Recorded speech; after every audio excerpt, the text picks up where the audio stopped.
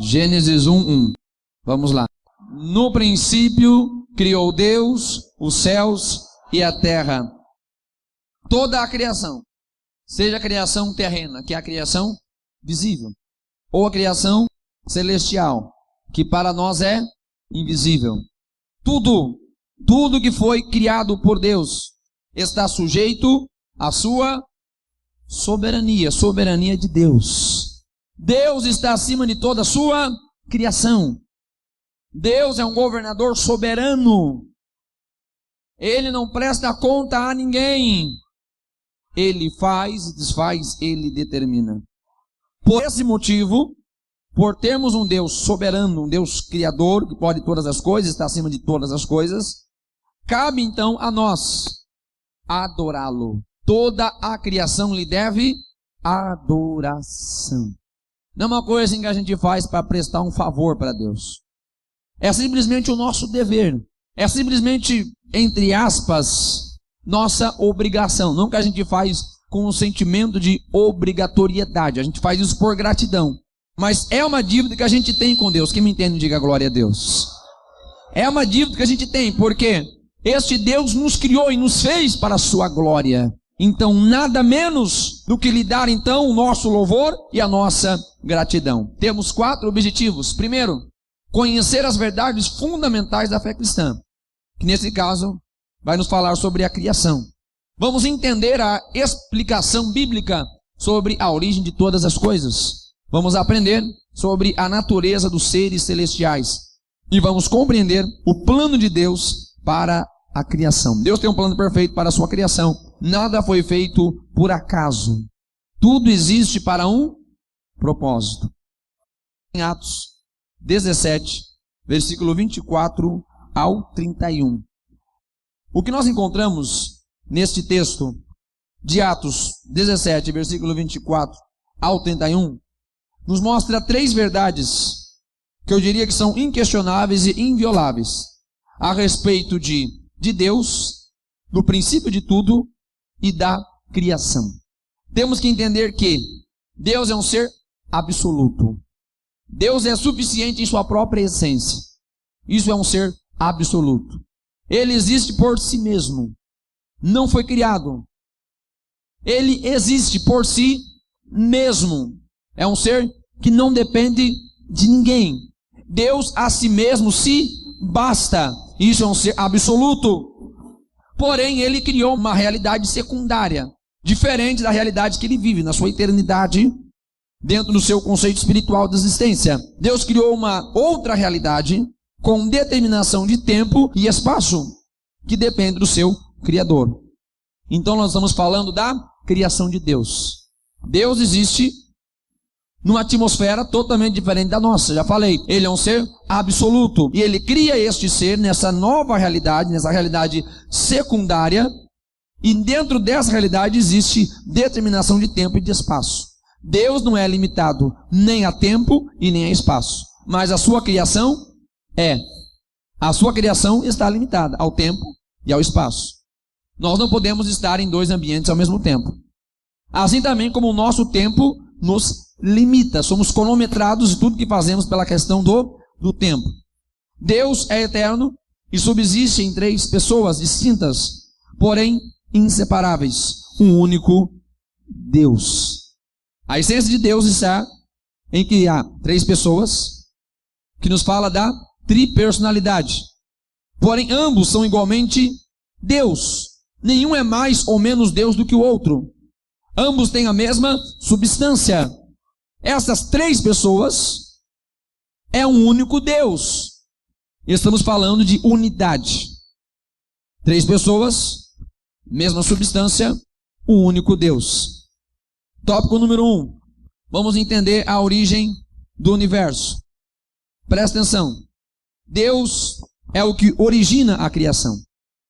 Tudo se inicia em Deus. Tudo começa em Deus. Pela vontade de Deus e pelo poder da sua palavra. A Bíblia nos fala que Deus mandou e tudo se fez. Então Deus é o princípio de tudo. A vontade de Deus é o princípio de tudo. E a palavra de Deus é o poder utilizado por Deus para criar todas as coisas. E disse Deus, haja luz e houve luz. E disse Deus, haja separação entre terra seca e águas, e houve separação. Haja expansão e houve expansão nos céus. Haja luminares, haja animais, haja plantas. Tudo foi feito pela palavra de Deus. Por isso eu não me canso de dizer a esta igreja que a palavra de Deus, ela é poderosa. E nós não podemos esquecer que ela é suficiente para nós. Se esta palavra criou todo o universo, que é complexo, que é imenso, gigantesco, pense o que esta palavra não pode fazer dentro do nosso coração. Eu vou repetir para você, porque eu acho que você não entendeu. Se a palavra de Deus pode criar todo este universo complexo e gigante, quanto mais esta palavra não poderá operar na nossa vida. A palavra de Deus é poderosa. Não esquece do poder da palavra. Somos abençoados por esta palavra, somos curados pela palavra, somos libertos pela palavra. Tudo é pela palavra. O que a gente jamais pode pensar é que a gente precisa alguma coisa que nos falte dentro da palavra de Deus. Nada nos falta. Nada nos falta, nada nos falta. A palavra de Deus é tudo que nós precisamos, é alimento, é luz, é direção, tudo está na palavra de Deus. E foi esta palavra que Deus usou para criar todas as coisas. Tudo foi criado imediatamente, quando Deus declara, quando Deus fala, tudo passou a existir. Com um detalhe, sem nenhuma matéria pré-existente. Por isso que Deus é o supremo criador. O homem diz criar alguma coisa, mas tudo que o homem cria sempre é a partir de alguma coisa. Sempre o homem precisa de matéria-prima para fazer as coisas. E até no mundo da engenharia existe um conceito que diz que no mundo nada se cria, tudo se copia. Pode observar, sai um carro, sai um lançamento de carro, sempre é imitando alguma versão anterior. Ou se não está imitando uma versão anterior, está copiando um outro modelo que a concorrência já lançou. É ou não é assim? No mundo nada se cria, tudo se copia. Você aprimora, faz alguma coisinha aqui, mexe na lanterna, muda um detalhezinho, para-choque, tá alguma coisa aqui, pronto. É um carro novo. Não, não é um carro novo não. É o mesmo modelo. É ou não é? Agora, Deus é criador. Deus pega do nada, porque a terra estava vazia e Deus tudo criou pelo poder da palavra. Você pode dizer aqui nesta noite, pastor, eu nada tenho. Deus não precisa de nada. Ele do nada pode fazer tudo. Um ponto também que é explicado nessa aula é a respeito da expressão, a terra era sem forma e vazia. Há alguns que utilizam desse texto bíblico para trazer algumas teorias esquisitas, ao ponto de dizer que na criação inicial houve, a queda sofreu com um abalo estrutural com a queda de Satanás. No entanto, isso não é visto no texto bíblico. Muito pelo contrário, este momento em que Deus fala que a terra era sem forma e vazia, nos fala de um estágio da criação, uma das etapas da criação. Em nenhum momento a Bíblia vai se referir que aquele vazio e aquela falta de forma tinha um motivo por algo pré-existente. Muito pelo contrário, é o momento do caos, quando nada existia na terra, onde Deus vai iniciar então o seu propósito da criação. Deus criou tudo que existe. E nós cremos que tudo isso, conforme o texto de Gênesis, foi criado em 6 dias. Deus criou tudo. Não surgiu aleatoriamente. Tudo foi feito pela ação de Deus, pela vontade de Deus, pelo poder de Deus. O livro de Gênesis nos mostra a origem dessa criação que já falamos. Tudo começa em Deus e pela vontade de Deus. E nos mostra como durante todo este período, todo este tempo, como este Deus Criador, ele se envolve com a sua criação. Não é um Deus que cria o universo e se ausenta. Não é um Deus que faz todas as coisas, faz o homem e vai embora e deixa tudo sozinho, abandonado, não. No livro de Gênesis, nós vamos observar que Deus com muito amor cria todas as coisas, especialmente ainda o homem que ele faz com suas próprias mãos e sopra nele o espírito de vida. A Bíblia nos fala que Deus todo o tempo desejava ter relacionamento com a sua criação. Esse Deus é um ser pessoal, é uma pessoa. Apesar dele ser infinito, nós não podemos dimensioná-lo, mas ele é um ser pessoal, pois ele se relaciona com pessoas, tem vontade própria, age. Esse Deus também é um Deus muito inteligente, foi com sua inteligência que ele tudo fez. E ele também é o Criador de todas as coisas. O segundo tópico nos fala da origem dos seres espirituais. Presta atenção. A Bíblia não mostra, pelo menos no relato da criação, os anjos sendo criados. Nós não vemos isso no texto de Gênesis 1 ou Gênesis 2. Porém, a Bíblia confirma que eles foram criados. Salmo 148, versículos 2 e 5. Louvai-o todos os seus anjos, louvai-o todos os seus exércitos, que louve o nome do Senhor, pois mandou e logo foram criados. Deus também criou todos os anjos. Primeiro, Apocalipse 22, versículos 8 e 9 nos fala que esses anjos são inteligentes, têm vontade e têm conhecimento de moral. Esses anjos também, conforme Mateus capítulo 24, versículo 36, nos fala que esses anjos também têm conhecimento e poder, que é limitado sempre pela vontade de Deus. Em Mateus 22, versículo 30 e Lucas 20, versículo 36, vemos também que esses anjos, eles não casam ou morrem. Esses anjos, eles não têm definição de gênero. Não é anjo macho ou anjo fêmea. Não tem anjo e anja, muito menos anjinhos, né? Jesus fala que os anjos não casam, não se dão em casamento. Eles não têm definição de gênero. E conforme o texto de Hebreus, capítulo 12, versículo 22, eles são numerosos, são muitos. Não há um número determinado de quantos anjos existam, mas sabemos que são muitos.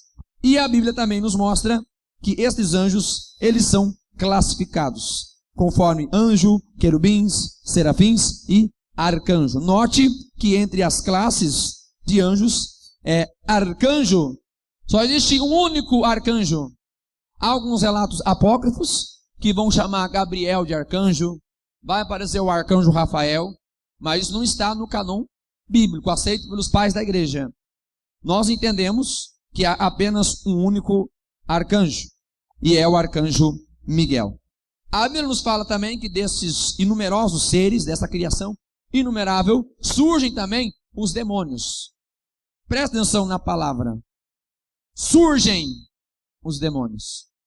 Os demônios não foram criados. Eles surgem. Deus não criou demônios. A Bíblia fala que todos os seres malignos, eles anteriormente tinham uma essência pura, uma essência boa.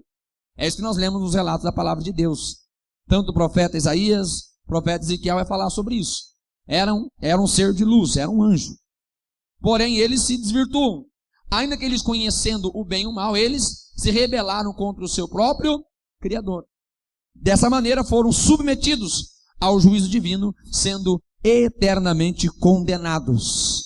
Receberam o juízo e a sentença deles já está definida. Não tem mais chance para o diabo.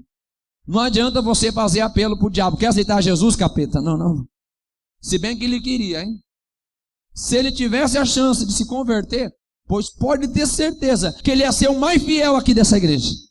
Pode ter certeza. Porque ele sabe o que é a glória celeste. E a gente vive tão desligado dessa glória. A gente vai se aproximando do mundo, vai se acostumando com o mundo, e as coisas do mundo começam a ser boas para a gente. E a gente vai se esquecendo da glória celeste. A gente vai se esquecendo da glória que nos aguarda. E a gente vai se convencendo de ficar nesse mundo. A gente vai deixando se convencer pelas coisas deste mundo. Ao pouco que o céu passa a ser desinteressante para a gente. Quanto mais longe do mundo a gente estiver, a gente tem mais chance de estar perto do céu. Por isso que eu prego santificação. Por isso que eu defendo a doutrina da igreja. Defendo. Pastor, a doutrina salva? Aí é você que responde. Pastor, os costumes da igreja salvam? Você quer que eu te responda? Tem coisas que não é necessariamente para salvar, mas que nos faz viver uma vida muito melhor, faz. Que nos livra de muito problema, nos livra. Tem muitas coisas que não é mal, mas é a aparência do mal. Já falei para vocês. A melhor distância do precipício é o quanto mais longe você puder ficar. Preste atenção. Eles não têm mais chance. estão eternamente condenados. Não tem mais chance para o diabo, não tem mais chance para os demônios, todos estão eternamente condenados. Propósito da criação, presta atenção. Deus criou seres que dependem dele. Toda criatura existe e precisa de Deus. A gente existe por causa de Deus, e tudo que a gente precisa para viver vem de Deus. Então qual é o propósito dessa criação? É simples, é o pleno relacionamento da criatura com o Criador, considerando-o eternamente como Deus e Senhor. É para isso que a gente existe. Eu e você fomos criados para estar em comunhão, em relacionamento com Deus. Por isso a nossa vida não faz sentido longe de Deus, longe da vontade de Deus, sem a comunhão com Deus. A primeira coisa que Deus faz quando o homem peca, fala para mim. Deus já pega o chicote e fala: cadê você, Adão? Vem cá, agora você vai ver. Pá, pá. Foi isso? Você acha que Deus não sabia que Adão tinha pecado? Sabia ou não sabia? Sabia ou não sabia? Sabia ou não sabia? Você acha que Deus não sabia onde que Adão estava? Por que que Deus está chamando Adão? Deus está tentando reatar o relacionamento. Eu entendo que não era a vontade de Deus declarar naquele momento a sentença do homem de juízo. Mas o homem se afasta do relacionamento com Deus. Todas as vezes que nós vivermos longe do propósito da criação, que é estar em relacionamento com Deus, nós estamos debaixo do juízo divino. O que eu e você mais temos que cuidar nesta vida é o nosso relacionamento com Deus. Por isso o diabo faz de tudo para interceptar a nossa comunhão com Deus. É tudo que ele faz todo o tempo. Tem uma coisa que não foi ele que criou, mas que ele usa muito. Não foi o diabo que fez, não. E o WhatsApp também não é dele, nem o Facebook, a não ser que ele abra uma conta. Mas que ele está usando, está usando. Tá. Para atrapalhar a nossa comunhão com Deus. Tudo para tirar o nosso tempo de orar, é ou não é? Tudo para atrapalhar. Para dizer que a gente não tem mais tempo para nada. O diabo sempre vai achar um jeito de atrapalhar o seu relacionamento com Deus. Ele vai colocar a pessoa no seu caminho para atrapalhar o seu relacionamento com Deus. Vai colocar. Se alguém não te aproxima de Deus, joga lá fora da sua vida. Tudo que o diabo quer é atrapalhar o nosso relacionamento com Deus, porque este é o único e exclusivo propósito da nossa existência. Não faz razão a gente existir se não for para estar em comunhão com o Criador, o nosso Senhor, o nosso Deus. Deus que harmoniza-se na Trindade, entre Deus uno e trino. Ele compartilhou relacionamento com a sua criatura. Deus é Deus de relacionamento. Não tem como você namorar à distância com Deus, não. Agora inventaram esse negócio de namoro à distância. Eu não sei, eu não concordo com isso, não. Não concordo, isso não é de Deus, não. Deus não se relaciona à distância, não. Tem gente se relacionando com Deus à distância, é ou não é? Tem ou não tem? Tem. Quer dizer, ele pensa que tá, mas não tá. Porque um dos critérios para a gente se relacionar com Deus é se achegar a Ele. Chegai-vos a mim! Não dá para se relacionar longe de Deus. Este projeto de criação está no livro de Gênesis. Tudo que Deus criou foi criado com a sua identidade. Tudo foi criado com a marca de Deus. Independente do que houve no meio dos tempos, pois a criação foi se afastando do seu Criador. E as coisas foram se deteriorando do estado que elas foram criadas inicialmente. Independente de qualquer coisa que houve, tudo que existe provém de Deus. É Deus que sustenta. Tudo provém e se sustenta por Ele e para Ele. Romanos 11:36 nos fala isso.